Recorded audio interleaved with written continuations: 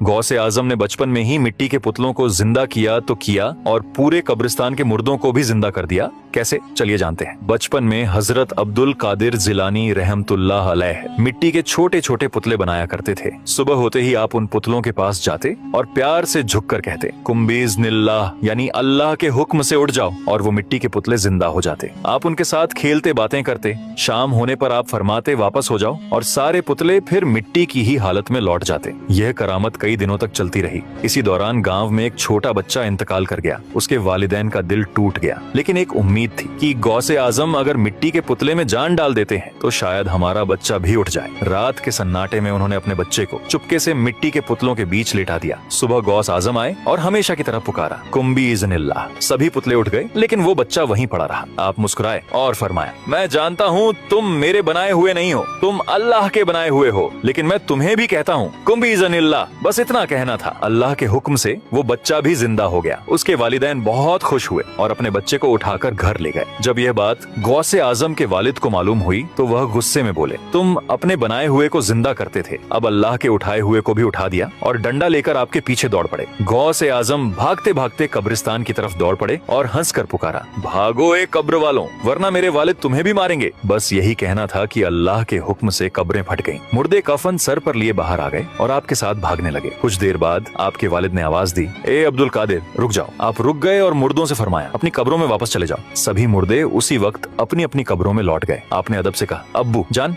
अच्छा हुआ आपने रोक लिया, वरना ये लोग कयामत तक कफन सर पर लिए चलते रहते। यह वाकया साबित करता है कि अल्लाह ताला अपने नेक बंदों को ऐसी करामातें देता है जो आम इंसान की समझ से बहुत ऊपर होती हैं। अगर आप भी गौसे आजम के सच्चे दीवाने हैं और ये वाकया आपके दिलों को छू गई तो दिल से लिखिए सुभान अल्लाह और लाइक सब्सक्राइब जरूर करें।